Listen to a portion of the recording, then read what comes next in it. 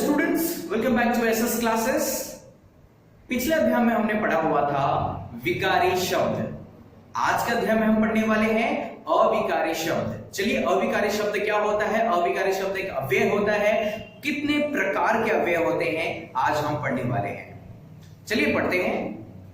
क्रिया विशेषण अव्यय। फर्स्ट है क्रिया विशेषण अव्यय। इसे कहते हैं इंग्लिश में एडवर्ब। क्या बोलते हैं? एडवर्ब। ये क्रियाओं की विशेषता बताते हैं। क्रियाओं की विशेषता, क्रिया का मतलब क्या होता है? काम होता है। काम की विशेषता क्या होती है? काम अच्छे से हो रहा है, बुरे से हो रहा है, धीरे हो रहा है, लगातार हो रहा है, सुबह सुबह हो रहा है, रात को हो रहा है, कैसे हो रहा है काम। उदाहरण के तौर पर देख लेते हैं। गाड़ी धीरे धीरे चलाओ। भाई गाड़ी धीरे धीरे चलाओ। सुबह सुबह क्या हो गया? ये जो सुबह सुबह है ये क्या है? क्रिया विशेषण अव्यय है। पिताजी ने उसे बहुत समझाया। पिताजी ने समझाया तो सही, लेकिन कैसे समझाया? बहुत समझाया। कितना समझाया? बहुत समझाया। तो बहुत क्या है? क्रिया विशेषण अव्यय। यहां पर कुछ एग्जांपल्स लिखे हुए हैं। लगातार, सुबह सुबह, प्रतिदिन, बार बार, कोई, धीरे धीरे। तो ये सब क्या होता है? क्रिया विशेषण अव्यय होता है। नेक्स्ट देख लेते हैं संबंध सूचक अव्यय। भाई संबंध सूचक अव्यय क्या होता है? इसे कहते हैं इंग्लिश में प्रीपोजिशन। संबंधित यानी प्रीपोजिशन, इनका पोजीशन क्या है? किसी संज्ञा या सर्वनाम की जो स्थिति दर्शाता है उसे कहते हैं प्रीपोजिशन या उसे कहते हैं संबंध सूचक अव्यय।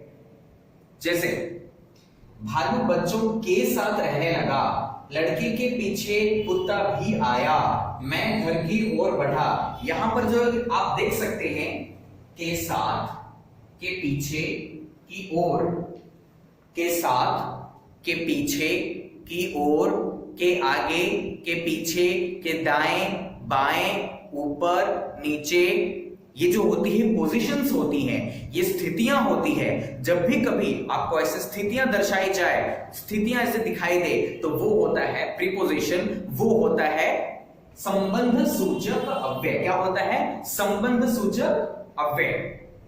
भालू बच्चों के साथ रहने लगा, लड़के के पीछे कुत्ता आया, मैं घर की ओर बढ़ने लगा। के साथ, के पीछे, की ओर, ये क्या होता है? तीनों के तीनों क्या है? संबंध सूचक अव्यय है। नेक्स्ट समुच्चय बोधक अव्यय। इसे बोलते हैं कंजंक्शन। समुच्चय बोधक। भैया समुच्चय बोधक का मतलब क्या होता है आप जान लेते हैं। यह अव्यय एक वाक्य को दूसरे वाक्य के साथ जोड़ता है। कोई भी अव्यय होता है, यदि कोई एक वाक्य को दूसरे वाक्य के साथ जोड़ता है, एक शब्द को दूसरे शब्दों के साथ जोड़ता है, तो उसे कहते हैं समुच्चय बोधक अव्यय। क्या कहते हैं? समुच्चय बोधक अव्यय। जैसे सूरज निकला लेकिन प्रकाश नहीं फैला। आप जैसे देख सकते हैं, सूरज निकलना एक सेंटेंस है, प्रकाश नहीं फैला एक सेंटेंस है। उनको जोड़ने का काम जो कर रहा है वो लेकिन कर रहा है। सूरज निकला एक सेंटेंस है, प्रकाश नहीं फैला ये अलग सेंटेंस है। दो सेंटेंस को जो जोड़ने का काम करता है, दो सेंटेंस में दो वाक्यों को जोड़ने का ये काम कर रहा है एक शब्द, इसे कहते हैं समुच्चय बोधक अव्यय।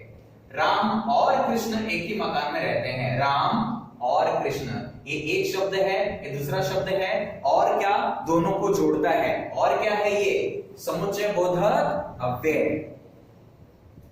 मेरे पास एक मशीन है जो काफी महंगा है। मेरे पास एक मशीन है, पहला सेंटेंस हुआ, जो काफी है। काफी क्या है? काफी महंगा है। मेरे पास एक मशीन है, एक सेंटेंस है, काफी महंगा है, दूसरा सेंटेंस है। दोनों को जोड़ने का काम कौन कर रहा है? जो। तो जो क्या है? समुच्चय बोधक अव्यय। क्या है? समुच्चय बोधक अव्यय। नेक्स्ट विस्मयादि बोधक अव्यय। भाई विस्मयादि बोधक अव्यय को इंग्लिश में बोलते हैं इंटरजेक्शन। क्या बोलते हैं? इंटरजेक्शन। माइकल जैक्सन नहीं, इंटरजेक्शन। इसमें आश्चर्य का भाव प्रदर्शित करता है। आश्चर्य कौन कौन से आश्चर्य होते हैं? दुख होता है, सुख होता है, आनंदित होते हैं, हर्षोल्लास होते हैं। कौन कौन से उदाहरण देख लेते हैं। वाह कितना सुंदर बात है। विस्मयादि बोधक आप कहीं भी सुनो तो एक्सक्लेमेशन मार्क आता है। एक्सक्लेमेशन यानी विस्मयादि बोधक चिन्ह आता है इसमें। जैसे ये चिन्ह है, वाह कितना सुंदर बात है। अरे लालू जी आप यहां, छी कितना गंदा है, वाह, अरे छी, ये तीनों के तीनों विस्मयादि बोधक अव्यय है। क्या है? विस्मयादि बोधक अव्यय। So student, it's revision time. आज हम पढ़ रहे थे अविकारी शब्द यानी अव्यय। पहला है क्रिया विशेषण अव्यय, यानी इसको इंग्लिश में कहते हैं एडवर्ब। ये क्रियाओं की विशेषता बताता है। क्या होता है? क्रियाओं की विशेषता बताते हैं। जैसे लगातार, सुबह सुबह, प्रतिदिन, बार बार, कोई, धीरे धीरे, गाड़ी धीरे धीरे चलाओ। यहां पर एक उदाहरण लिखा हुआ है, गाड़ी धीरे धीरे चलाओ। तो धीरे धीरे क्या हुआ? धीरे धीरे क्रिया विशेषण हुआ। सुबह सुबह क्या हो गया तुझे? पिताजी ने उसे बहुत समझाया। ये सुबह सुबह और बहुत, ये दोनों ही क्रिया विशेषण अव्यय होती हैं। इसके बाद आप देख सकते हैं संबंध सूचक अव्यय, इसे कहते हैं इंग्लिश में प्रीपोजिशन। संबंध सूचक का मतलब होता है या संज्ञा या सर्वनाम की स्थिति दर्शाता है। संज्ञा या सर्वनाम, संज्ञा किसे कहते हैं?